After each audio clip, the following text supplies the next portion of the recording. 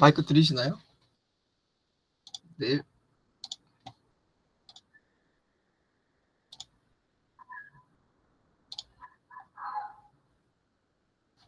보이시나요?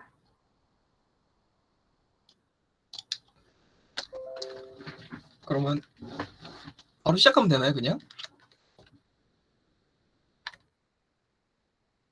네. 안녕하세요. I팀 밤과 음악사 A팀 발표를 시작하겠습니다.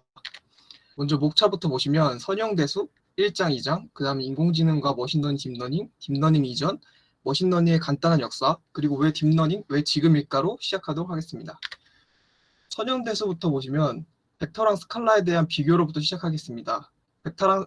벡터의 스칼라랑 가장 큰 차이점은 벡터는 크기와 방향을 가지고 스칼라는 크기만 가진다는 것입니다. 그 예로 벡터는 속도, 가속도, 힘 등이 해당하고 스칼라는 속도, 길이, 질량 등이 있습니다. 다음으로 표기법을 보시면은 일반적으로 이렇게 표기를 하는데 보통 벡터 같은 경우에는 소분자 진하게 표시하고 스칼라는 절대값해서 표시합니다. 아래 약간 좀 모자이크 처리처럼 돼 있는 게 보이긴 하는데 저게 약간 벡터 표시라는 거를 보여드리고 싶어서 가졌고, 이렇게만 말하면은 벡터가 너무 안 와닿으실 수도 있을 것 같아서 간단 예시를 들어보면, 만약에 키, 몸무게, 나이가 이렇게 있다고 치면은 키, 몸무게, 나이를 그냥 데이터 순서대로 나열하면은 3차원 벡터를 표현할 수 있다, 이렇게 생각하시면 편할 것 같습니다. 다음으로 벡터랑 스칼라를 시각적으로 한번 비교해 보면은 오른쪽 그림을 보시면은 파란색 벡터와 빨간색 벡터는 3,5, 5,3으로 다르지만 파란색 스칼라와 빨간색 스칼라를 비교하면은 9, 25, 루트 34로 두 개 같다는 것을 볼 수 있습니다. 이렇게 벡터와 스칼라는 차이점을 알아볼 수 있습니다. 다음으로 벡터 공간에 대해서 말해보겠습니다. 벡터 공간은 실수 벡터를 원소로 가지고 있는 집합들입니다. 특징을 살펴보면은 공집합이 아닌 임의의 집합 V에서 벡터 x, y는 덧셈에 대해서 닫혀 있어야 합니다. 이 말을 오른쪽 그림으로 조금 더 편하게 이해하실 수 있는데, 파란색 벡터와 빨간색 벡터를 합했을 때 초록색 벡터가 나옵니다. 이 초록색 벡터의 끝점이 2차원 공간상에 들어가 있으니까 들어가 있을 때 이런 경우를 덧셈에 대해서 닫혀 있다고 말할 수 있습니다. 그 다음 이제 두 번째가 공집합이 아닌 임의의 집합 V에서 벡터 X, 벡터 임의의 집합에서 벡터 하나의 원소를 K배의 스칼라 시킨 그 벡터 값이 또 그 집합 V에 들어가 있으면은 실수배에 대해서 닫혀 있다고 말할 수 있습니다. 오른쪽 그림에서 만약에 1,2 빨간색 벡터를 실수 5를 곱했을 때 또 2차원 평면 안에 있고, 마이너스 3배를 했을 때 초록색 벡터가 또 평면 안에 있는 이런 경우를 실수배에 대해서 닫혀 있다고 말할 수 있습니다. 다음으로 0벡터에 대해서 포함해야 되는데, 이게 간단한 예시를 들어보면은 오른쪽 위에 파란색 벡터가 3,5가 있는데, 만약에 마이너스 3, 마이너스 5를 더했을 때 0벡터를 포함해야지 이 0에 대해서 덧셈에 대해서 닫혀 있다고 말할 수 있기 때문에 0벡터를 포함해야 됩니다. 또 종류로는 벡터, R로 표현하는 벡터 공간, P로 표현하는 계수 공간, M으로 표현하는 행렬 공간이 있다고 말할 수 있습니다. 다음으로 부분 공간에 대해서 말해보겠습니다. 부분 공간은 우리가 일반적으로 아는 집합에서도 부분 집합이 있듯이 벡터 공간에서 부분 공간이 존재합니다. 이때 부분 공간은 앞에서 봤던 벡터 공간처럼 덧셈과 상수배에서 닫혀 있고 원점을 지나야 합니다. 여기서 원점을 지난다는 게 조금 안 와닿으실 수도 있는데, 왼쪽에 있는 그림을 보면은 L이라는 부분 공간이 직선으로 표현됐을 때 안에 있는 그 다른 색깔들의 벡터가 똑같이 이제 덧셈과 곱셈에 대해서 곱셈을 했을 때 또 그게 포함된다는 걸 볼 수 있습니다. 근데 오른쪽 L- 부분 공간을 보면은 초록색깔, 빨간색깔을 봐도 그 초록색과 빨간 색깔은 그 L1 공간에 포함되는데, 이게 더했을 때는 왼쪽 위 2, 4분면 바깥으로 빠져나가겠죠? 이런 경우에서 이제 0 공간에 반드시 포함해야 된다고 말할 수 있습니다. 그래서 예시를 들어보면 벡터 공간은 R3 공간에서 부분 공간은 3차원 자기 자신, 0을 포함하는 평면, 0을 포함한 직선, 그 다음 0이 있겠습니다. 다음으로 이제 1차 결합에 대해서 간단하게 설명하고 넘어가겠습니다. 벡터 공간에서 속한 벡터와 실수의 곱의 합이 벡터 공간에 속하면 1차 결합이라고 합니다. 저 실수라고 표시했는 게 앞에 A가 붙어 있는데, 이게 임의 실수를 아무거나 그냥 줬을 때 그 왼쪽에 있는 벡터가 또다시 그 표현 공간, 벡터 공간에 포함되면은 이거를 이제 1차 결합을 만족했다고 볼 수 있습니다. 다음으로 생성 공간에 대해서 말해보겠습니다. 공집합이 아닌 부분 공간에 벡터들의 1차 결합을 만든 집합을 생성 공간이라고 한다. 부분 공간에 속한 벡터 만약에 1, 0, 0,1을 가지고 이걸 1차 결합해서 A와 B를 만들었을 때 오른쪽과 같은 그림이 나온다. 이 그림에 대해서 간단하게 설명하고 넘어가면 A하고 B는 제가 마이너스 10부터 10 사이의 실수를 한 500개에서 600개 샘플링 했을 때 뽑아낸 벡터들의 표시입니다. 이럴 때 오른쪽에 나오는 표현은 그림인데 여기 거의 다 제가 더 샘플링을 많이 하면은 꽉 찼을 텐데 이런 식으로 이렇게 1차 결합으로 표현되는 공간을 생성 공간이라고 합니다. 다음으로 1차 결합과 1차 종속을 보면은 부분집합 V1부터 Vn의 1차 결합이 0벡터에 대해서 0의 핵값만 갖고 있다면 각각의 벡터들은 독립이라고 합니다. 아래 수식을 보면은 왼쪽에 1차 결합했을 때 0벡터에 대해서 포함되어 있으면은 각각 A들이 0으로밖에 수렴할 수 없는데 이거를 유일성을 만족한다고 하고 일대 독립이라고 합니다. 이렇게 보면은 약간 좀 헷갈리실 수 있는데 그냥 벡터 하나를 실수비했을 때 다른 벡터를 똑같이 만들 수 있으면은 그거 그냥 선형 종속으로 보셔도 상관없습니다. 다음으로 기저에 대해서 설명해 보면은 1차 독립을 만족하면서 벡터 공간을 선형 생성하는 벡터들이다라고 말할 수 있습니다. 왼쪽은 아까 봤던 그 집합이랑 똑같은데 1, 0, 0,1로 생성되는 포함되는 기저들을 보면은 왼쪽처럼 다 포함할 수 있습니다. 근데 오른쪽에 보면은 1,2, 3,6이 아까 말했던 것처럼 1,2에다가 3을 곱하면 3,6이 나오니까 둘은 이제 선형 종속 관계되고 그렇기 때문에 1,2와 3,6이 생성할 수 있는 게 공간이 1차원 직선밖에 포함할 수 없습니다. 이렇게 될 때는 기저라고 말할 수 없습니다. 이상으로 선형 대수 쪽은 파트를 마무리하고 먼저 질문 갖고 가겠습니다. 이게 나눠져 있어가지고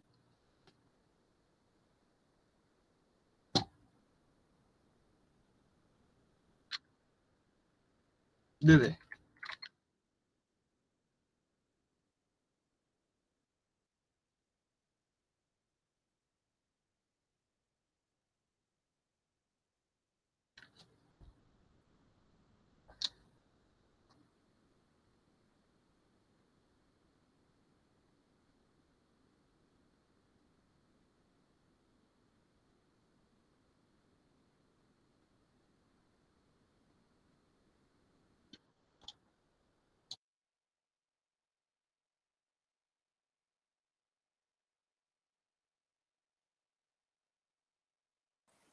네, 이제 선형대수 앞에 보았는데 이제 인공지능에 대해서 발표하겠습니다. 먼저 인공지능과 머신러닝 그리고 딥러닝에 대해서 발표한 후에 딥러닝의 작동 원리를 설명하겠습니다. 그리고 나서 딥러닝의 성과와 왜 과대 선전을 믿으면 안 되는지, 그리고 마지막으로 AI에 대한 전망에 대해서 발표할 것 같습니다. 인공지능은 튜링과 같은 일부 컴퓨터 과학의 선구자들이 컴퓨터가 생각할 수 있는가라는 질문에서 시작되었으며, 보통의 사람들이 수행하는 지능적인 작업을 자동화하기 위한 연구 활동으로 정의됩니다. 인공지능은 앞으로 배울 머신러닝과 딥러닝을 포괄하는 개념입니다. 인공지능 개발 초기에는 명시적인 규칙을 충분하게 만들어서 지식을 다루면 인공지능을 만들 수 있다고 믿었습니다. 그로 인해서 만들어진 것이 이제 심볼릭 AI라는 것이고, 이 기술은 전문가 시스템의 인기로 대호황하였습니다. 하지만 심볼릭 AI는 단점이 있는데 이미지 분류나 음성 인식 등의 복잡한 문제들을 해결하지 못하는 단점이 있습니다. 그렇기 때문에 고안된 분야가 이제 머신러닝이며, 아서 사무엘이라는 사람은 이 분야를 기계가 일일이 코드로 명시하지 않은 동작을 데이터로부터 학습하여 실행할 수 있도록 하는 알고리즘을 개발하는 연구 분야라고 정의하였습니다. 머신러닝 분야는 기존의 프로그래밍처럼 이제 규칙과 데이터에서 해답을 찾는 것이 아니라 답과 데이터를 제공하여 훈련을 통해 규칙을 도출해내는 분야입니다. 이런 머신러닝을 하기 위해서는 입력 데이터, 기대 출력, 그리고 학습 성능 측정 이렇게 세 가지가 필요합니다. 입력 데이터는 인공지능에서 주로 이제 트레인 데이터나 테스트 데이터라 불리고, 기대 출력은 이제 분류라는 것에서 앞으로 배울 분류에서 사진이 강아지인지 고양이인지를 분류할 때 강아지와 고양이에 해당하는 라벨 혹은 태그라 불리는 것입니다. 이제 마지막으로 성능 측정은 현재 출력과 기대 출력과의 차이를 결정하기 위해서 필요한데, 이 차이를 이제 로스나 옵티마이저 같은 수정을 통해서 더 높은 정확도를 산출하는 것이 학습 성능 측정입니다. 이제 또한 머신러닝은 입력 데이터를 의미 있는 출력으로 변환시키는데 이것이 샘플 데이터로부터 학습하는 과정입니다. 그렇게 저 아래 X축, Y축이랑 빨간 점이랑 하얀 점 있잖아요. 저것처럼 저런 것들을 변환하는 게 이제 딥러닝의 핵심 문제이며 이게 핵심 문제가 데이터 변환입니다. 이제 저 아래 표처럼 이제 그림과 같이 변환이 된다면 머신러닝이 되었다고 볼 수 있습니다. 그렇다면 딥러닝은 무엇일까요?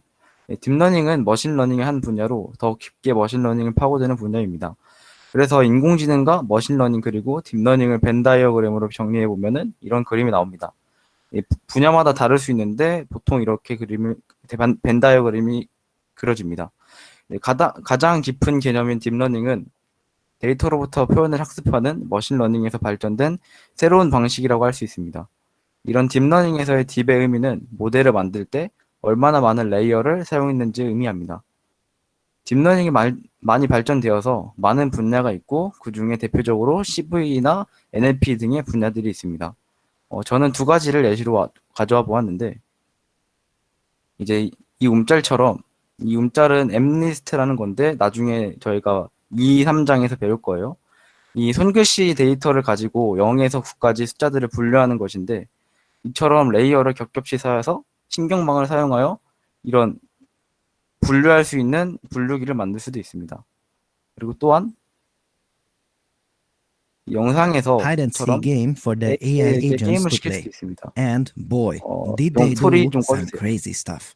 이제 Now, 게임은 these 경찰과 도둑인데요. 약간 다른 게 시야에 보이면 방금처럼 이제 초기화가 돼요. 그리고 지형 지물이 있는데 이제 학습을 하다 보면은 도둑들이 경찰에게서 피하기 위해서 저렇게 막아버립니다. 그러면 이제 경찰 쪽에 저 맨 왼쪽에 있는 노란색이 계단인데 경찰 쪽도 이제 도둑을 잡기 위해서 계단을 사용해서 올라갑니다. 좀 이따 보시면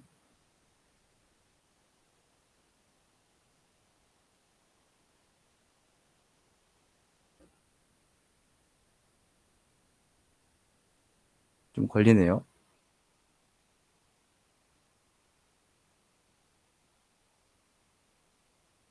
경찰 쪽에서 계단을 가져와서 올라가서 도둑을 잡는 모습입니다.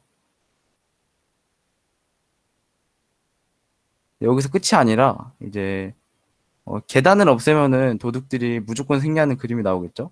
그래서 이제 더 학습을 해서 도둑이 경찰을 시작하기 전에 계단을 먼저 가져와서 이제 못 들어오게 막는 그런 학습도 시킵니다.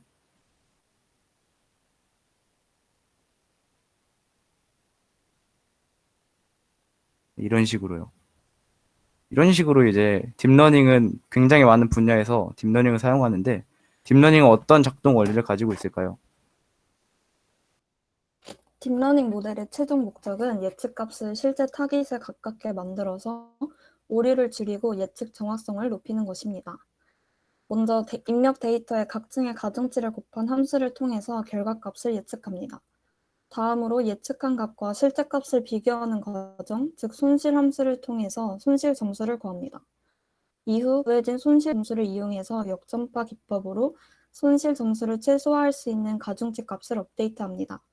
이 훈련의 과정을 반복적으로 수행하면서 딥러닝 모델은 손실 함수를 최소화하는, 즉 예측 정확성이 높은 모델이 됩니다.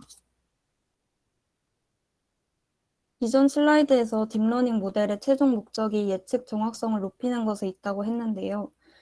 보시는 두 개의 그림에서 반복적인 학습을 통해서 딥러닝 모델의 오차가 줄어들고 데이터셋에 적합한 모델이 구현되는 것을 알 수 있습니다. 딥러닝이 주목을 받게 된 것은 2010년 이후로 그리 오래되지 않았습니다. 짧은 기간 동안 딥러닝 분야는 놀라운 성과를 보여주며 다양한 분야에서 혁신을 이끌어가고 있습니다. 오른쪽 위에 있는 사진에서 보이듯이 사물인식 분야에서는 2015년 마이크로소프트가 인간의 인식률을 추월하며 시각과 청각 등 지각의 문제에서 높은 성과를 보이고 있습니다. 이 외에도 필기인식, 자율주행 능력, 디지털 비서 등 다양한 분야에서 인간과 비슷하거나 인간을 능가하는 수준의 능력을 보여주고 있으며 활용 분야를 늘려가고 있습니다. 딥러닝은 최근 빠르게 발전하며 많은 성과를 보여주었습니다. 그러나 단기간의 미래에 대해 과도한 기대를 갖는 것은 매우 위험합니다. 과거에도 AI에 대한 낙관적 평가로 대중의 관심이 높아지는 AI의 붐 이후 실망과 회의로 인한 암흑기로 이어지는 사이클을 이미 2번 경험했습니다. AI가 높아진 기대치를 충족시키지 못했을 때 관심이 줄어들고 투자가 감소하여 기술 발전이 정체되는 AI의 겨울이 시작되게 됩니다. 따라서 이러한 실수를 반복하지 않기 위해서는 단기간에 과대 선전을 믿는 것이 아닌 AI에 대한 장기적인 비전을 믿는 것이 중요합니다. 언제가 될지 정확히 알 수는 없지만 결국 AI의 시대가 도래할 것이기 때문에 잠재성에 대한 확신을 갖고 기다려야 합니다.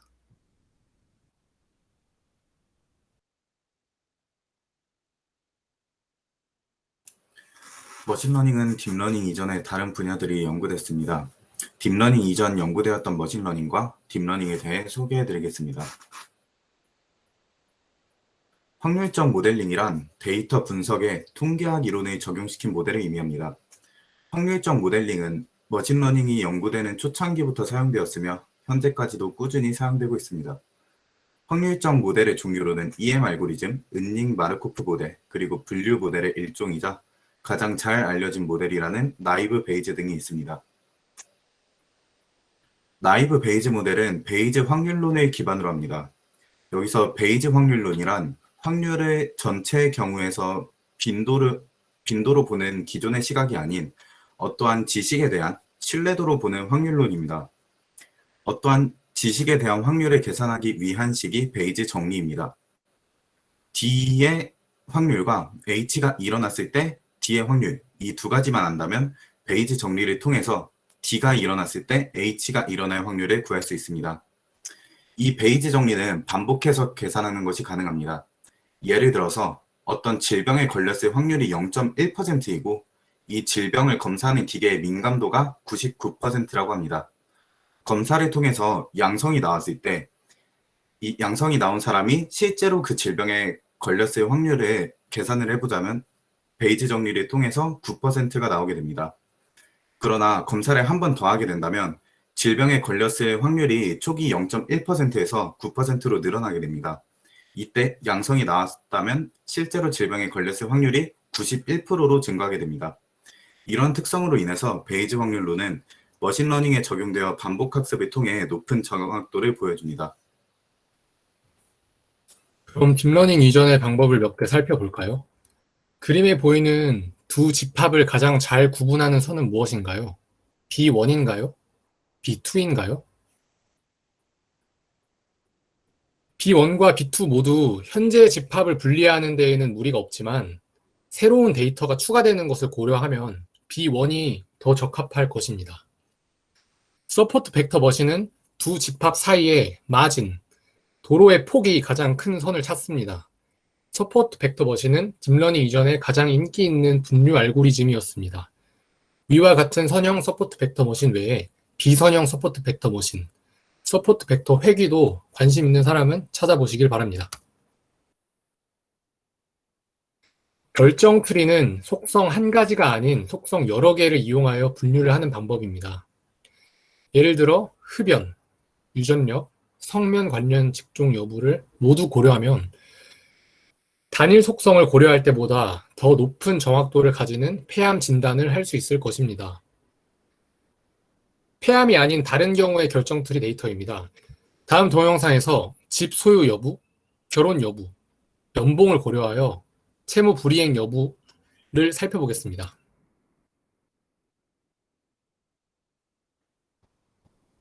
소리 좀 켜주시겠어요?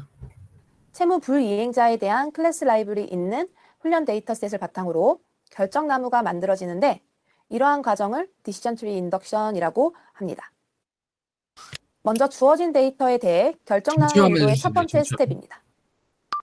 학습 데이터의 분류 기준이 하나도 없는 상황으로 모든 클래스를 노로 분류하는 경우를 나타냅니다. 이 경우에 10개 중 7개가 노가 되고 3개가 yes로 오분류된 결과입니다. 이 결과를 편의상 괄호를 이용해서 7,3으로 나타내어 앞에 있는 숫자는 no 클래스에 분류된 튜플의 개수이고 뒤에 있는 숫자는 yes 클래스로 분류된 튜플의 개수로 체크했습니다. 그러나 속성들을 이용하여 분류 기준을 정하게 되면 오분류 결과 수를 감소시킬 수 있습니다. 우선 homeowner라는 속성을 이용하여 스플리팅 기준을 정하고 채무 불이행을 분류하게 되면 다음과 같이 한쪽 노드의 오분류율이 0이 되는 것을 알 수 있습니다. 반면 다른 노드에는 여전히 오분류 데이터가 존재하기 때문에 다른 변수를 이용하여 스플리팅을 해야 합니다. 이번에는 결혼 상태를 나타내는 속성을 이용하여 노드를 스플리팅하게 되면 다음과 같은 결과를 얻을 수 있습니다. 자식 노드에서 보면 한쪽 노드는 미혼이거나 이혼한 경우에 해당하는 튜플이 들어가고 채무 불이행에 대한 클래스가 yes로 분류됩니다. 다른 한쪽 노드는 결혼한 경우에 해당하는 튜플들이 속하게 되고 최종 클래스가 no에 속하게 됩니다. 먼저 말한 자식 노드의 경우 모두가 정확하게 분류된 것을 알 수 있지만 다른 쪽 자식 노드의 경우 여전히 한 개의 튜플이 오분류되어 있는 것을 확인할 수 있습니다. 따라서 이 노드에 대해서 또 다시 연봉을 기준으로 스플리팅을 하도록 하겠습니다. 8만 달러를 기준으로 8만 달러 이하의 경우 채무 불이행 클래스를 no로 8만 달러 이상의 경우 채무 불이행 클래스를 yes로 분류합니다. 그 결과 모든 자식 노드에 대해서 오분류 튜플이 없는 것을 확인할 수 있습니다.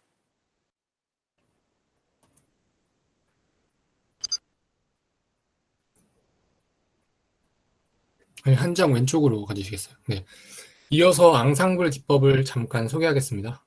앙상블이란 여러 모델을 이용하여 성능을 높이는 방법입니다.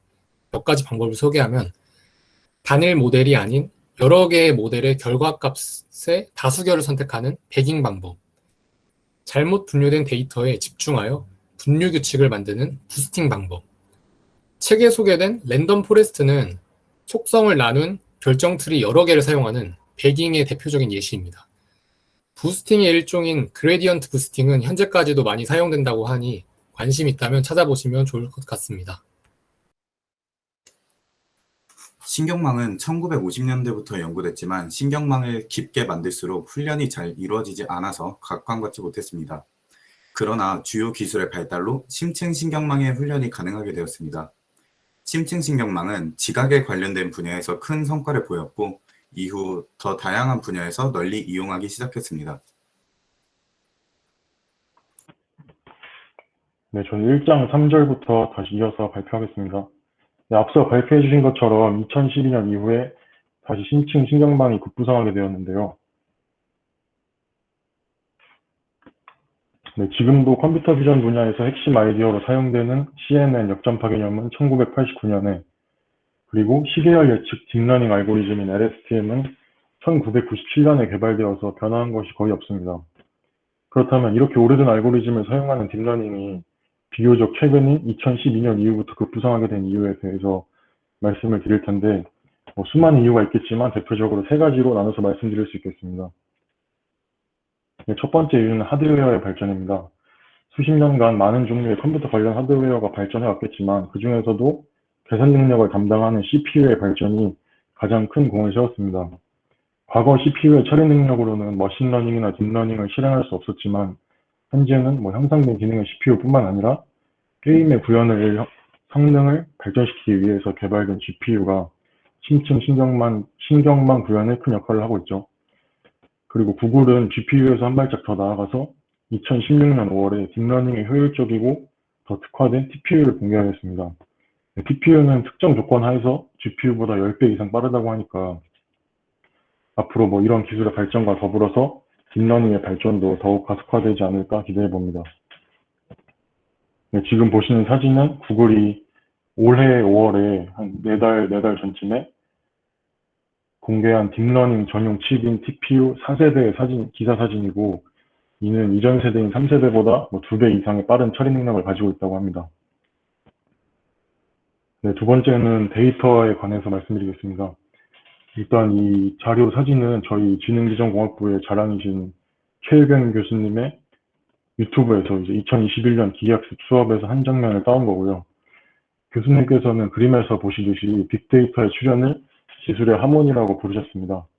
요즘은 대부분 휴대폰 데이터도 5G로 이용하실 텐데요. 통신 전문가분들은 현재 뭐 6G나 그 이상의 것들도 연구하고 계시다고 하네요. 또한 이제 사진이나 정보를 제 본인의 휴대폰에 저장하기보다는 클라우드 서비스를 이용해서 대용량 데이터를 저장하는 게 일반화되었습니다. 또한 IoT 기술을 적용하여 데이터를 수집할 수 없었던 사물에서도 데이터를 수집하고 있고, 결과적으로 이렇게 수많은 곳에서 빠르게 그리고 대용량으로 쌓이는 데이터를 인공지능이 분석하면서 유의미한 패턴을 찾아내고 수준 높은 분석을 해내서 다시 앞서 말씀드렸던 기술 발전에 이바지하고 있는 상황입니다. 네, 이제 사진 보시는 것처럼 이렇게 데이터가 축적되어서 일상에서도 딥러닝의 혜택을 보는 시대가 되었죠. 세 번째는 알고리즘의 발전인데요. 2000년대 후반까지는 매우 깊은 심층 신정망을 훈련시킬 수 있는 방법이 없었습니다. 활성화 함수로 이제 시그모이드 함수를 사용하기 때문에 생길 수 있는 베니싱 그레디언트 문제를 해결하지 못했기 때문인데요.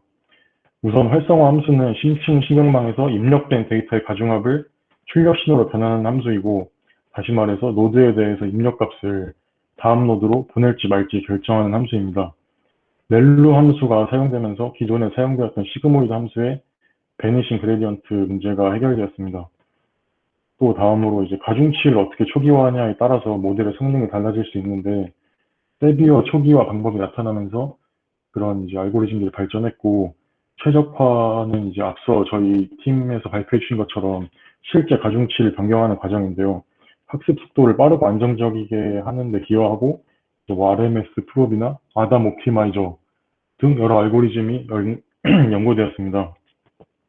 네, 이렇게 기존의 한계를 극복하는 알고리즘들이 연구되었고, 이것이 딥러닝이 급부상하게 된 대표적인 이유들 중 하나라고 할 수 있겠습니다. 네, 이제 보시는 사진이 방금 말씀드린 이제 딥러닝의 역전파 과정에서 활성화 함수로 시그모이드를 사용할 경우 층을 다시 뒤로 돌아갈수록 그레디언트가 0에 가까워지면서 거의 이제 몇 개 0에 거의 사라지는 모습을 보실 수 있습니다. 네, 왼쪽 상단에 이제 시그모이드 함수 그래프를 보시면 어떤 입력이 들어오든 0에서 1 사이의 값이 나오기 때문에 층을 거듭할수록 계속 그 0에서 1 사이 값이 곱해지면서 그레디언트가 작아질 수밖에 없겠죠. 그래서 이제 왼쪽 아래 이제 렐루 함수를 보시면 0보다 작을 때는 0, 그리고 0보다 클 때는 그 입력값을 그대로 반환해서 베니싱 그레디언트 문제를 해결하였습니다.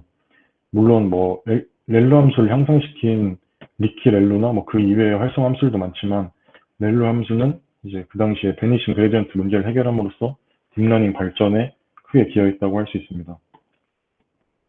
네, 앞서 제가 말씀드린 대표적인 이유 외에도 현재 구글이나 바이두, 마이크로소프트 등 거대 기업들이 딥러닝에 대해서 굉장히 장기적인 관점을 가지고 있고요. 그래서 그 기업들이 엄청나게 큰 금액을 계속해서 투자하고 있고, 그것도 하나의 이유라고 말씀드릴 수 있고, 이제 텐서플로우 등의 프레임워크 덕분에 저희가 기본적인 파이썬 스크립트 문법만 알면 과거에 비해서는 좀 더 쉽게 딥러닝에 접근할 수 있게 된 것도 딥러닝 발전에 큰 역할을 할 수 있겠다고 볼 수 있습니다. 딥러닝은 단순함, 확장성, 그리고 다용도와 재사용성이라는 특징을 바탕으로 빠르게 성장하고 있는데요. 저희도 열심히 공부하셔서 각자 원하시는 분야를 이끌어가는 인재가 되셨으면 좋겠습니다. 이상으로 저희 발표 마치고, 혹시 뭐 저희 팀이 발표한 딥러닝 내용 중에서 질문 있으신 분들은 자유롭게 해주시면 되겠습니다. 네, 발표 마치겠습니다.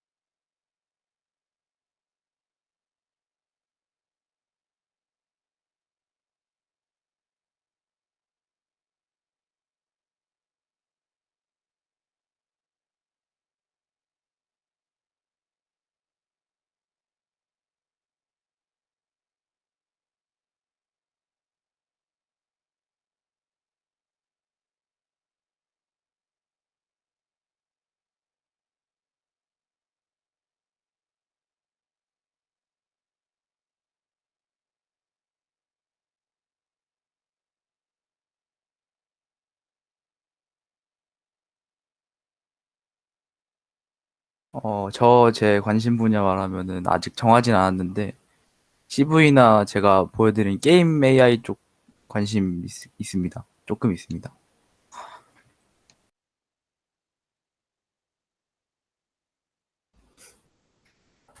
저는 신호, 시계열 데이터에 관심이 있습니다. 저는 이미지와 NLP 사용한 사용자 추천 시스템에 관심 있습니다.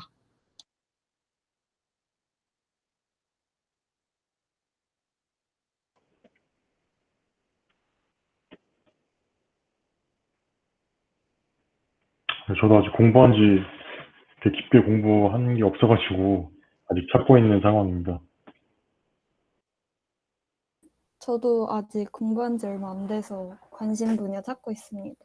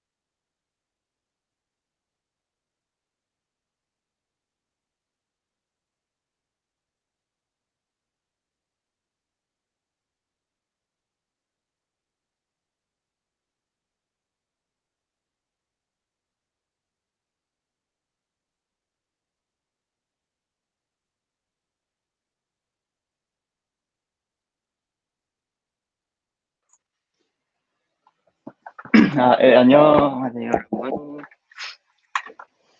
네, 조용재라고 합니다. 딴 게 아니라 저희가 컨퍼런스 콜에서 콘텐츠를 어떻게 준비할까 하다가 처음에 각 팀별로 발표하는 팀 말고 그 외에 각 팀별로 질문을 필수적으로 하나씩 준비를 해오는 게 어떠냐라는 얘기를 했어요. 근데 생각을 조금 해보니까 그게 약간 청문회 느낌이 될 수도 있을 것 같아서 그 발표하는 팀 입장에서 그 준비 안 해온 내용을 혹시 질문하게 된다면 좀 민망할 수 있는 그런 상황이 연출되지 않을까라는 우려심과 오늘처럼 약간 좀 가볍게 개념이나 그런 역사 같은 거 훑어주는 날에는 질문이 없을 수도 있기 때문에 조금 힘들 수도 있지 않을까라는 생각을 해서 그러면 차라리 질문을 만들어 오지 말고 각 팀별로 그 공부한 교재나 유튜브 내용 외적으로 추가적으로 공부한 게 있으시면은 그 내용을 혹시 가져와서 공유를 하는 시간이 있으면 어떨까라는 생각을 했습니다. 혹시 어떠신가요? 댓글로 반응을.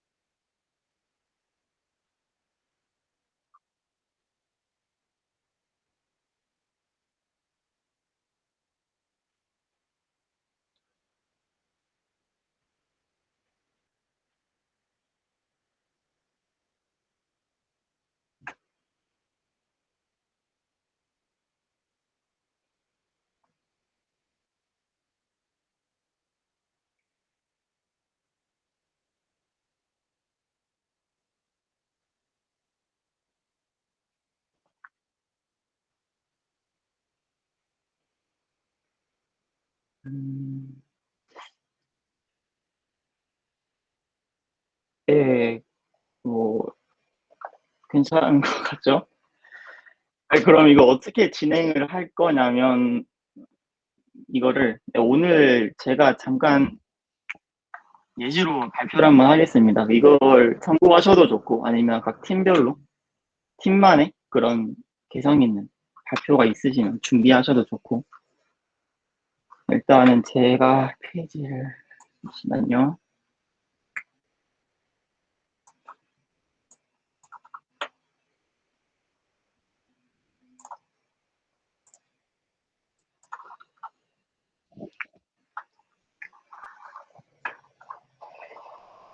화면 보이시나요?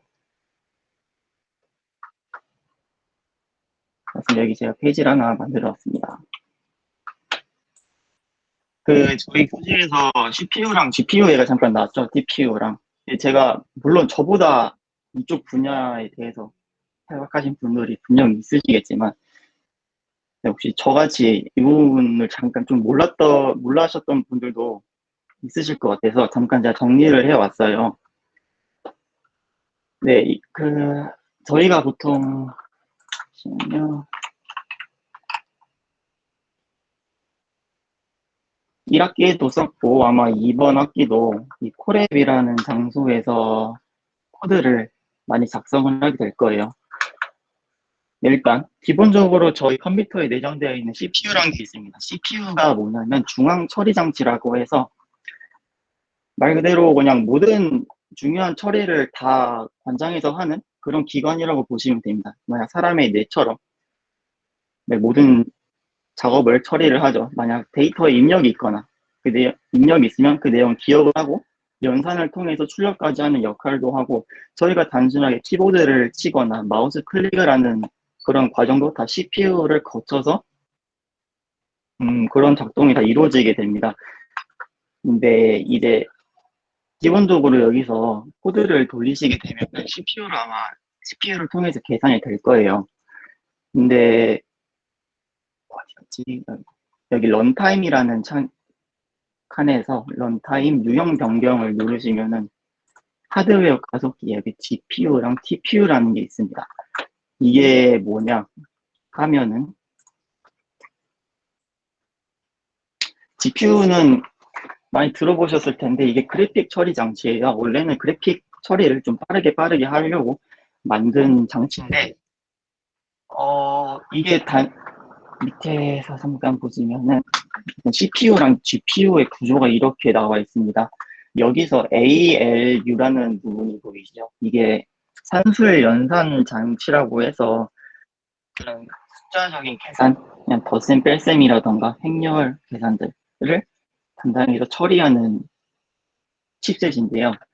이게 보면 CPU는 조금 적은 거에 비해 GPU는 어마어마하게 양이 많죠.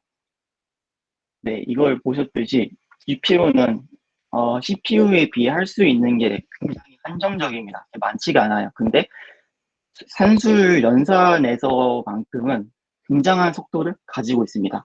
저희가 머신러닝이나 딥러닝을 하면서 웬만해서는 다 행렬 계산을 처리하게 될 거예요. 여기 밑에 보시면은 아마 행렬을 이번에 처음 보시는 분들도 있으실 텐데 간단하게 행렬 곱하는 방법을 말씀드리면은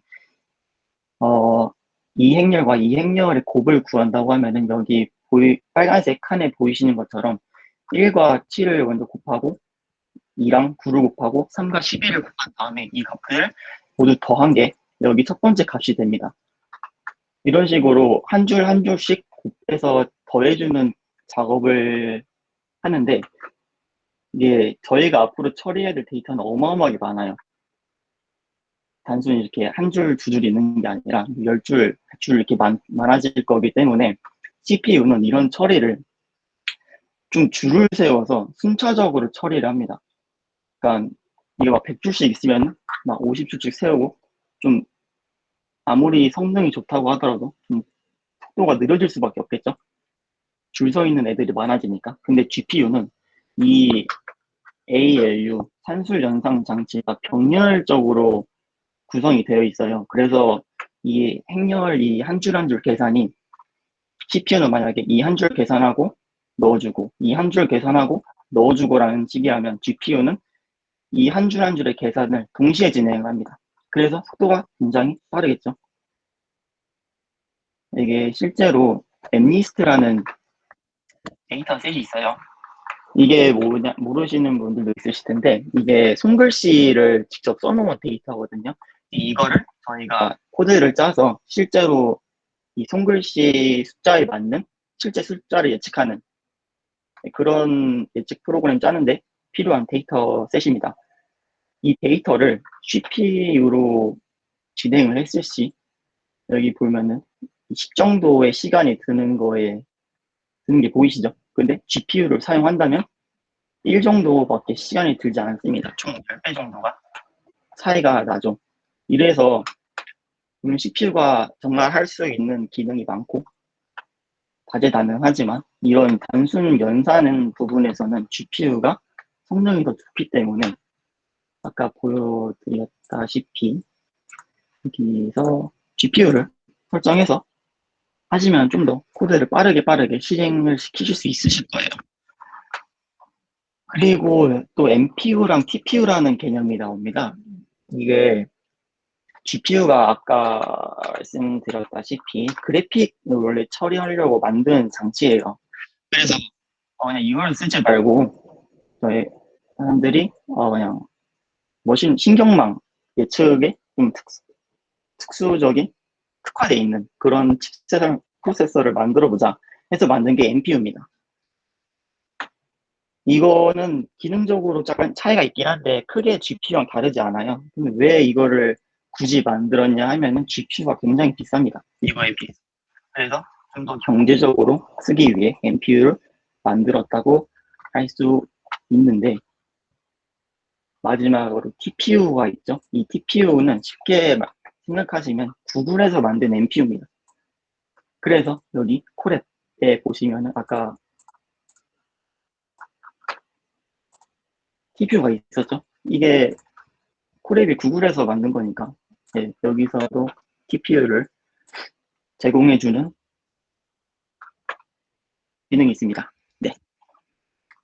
CPU 작동을 어떻게 하는지 모르시는 분들은 아마 이 유튜브 보시면은 정말 쉽게 알 수 있을 거예요. 그래서 궁금하신 분들은 나중에 여기 링크 들어가셔서 한번 보시는 거를 추천드리겠습니다. 좀 두서없이 급하게 준비하느라 두서없이 말씀드리긴 했는데, 이런 식으로 좀 교재 외적인 내용을 공부하셨다면 이렇게 준비해 오시면 아주 좋을 것 같아요. 네, 저는 발표 여기까지 하겠습니다.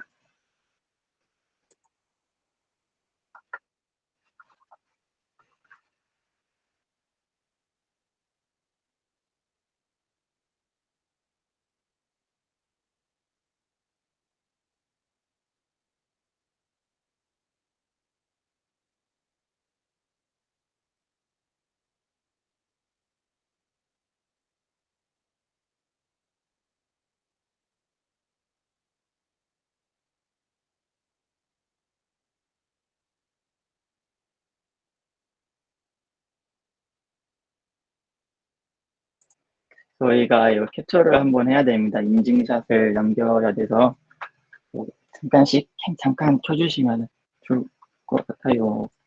모자 쓰셔도 되고 마이크 쓰셔도 됩니다.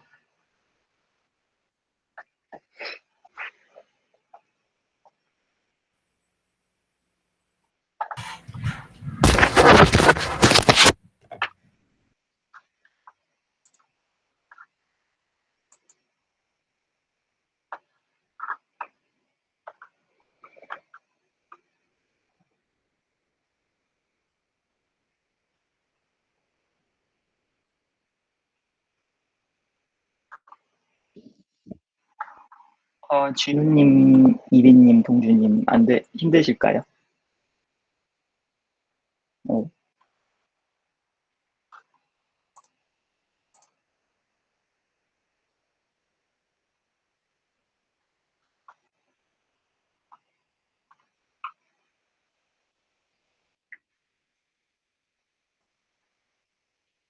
그러면 관장하실 시간이 필요하시면 30초만 드리도록 하겠습니다.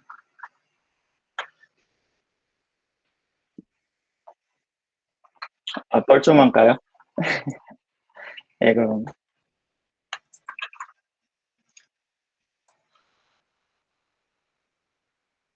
3위라면 캡처. 네, 괜찮습니다. 3위라면 캡처하겠습니다. 3, 2, 1. 네, 한 장만 더 찍을게요. 네, 다시. 5, 하나, 둘, 셋. 네, 감사합니다.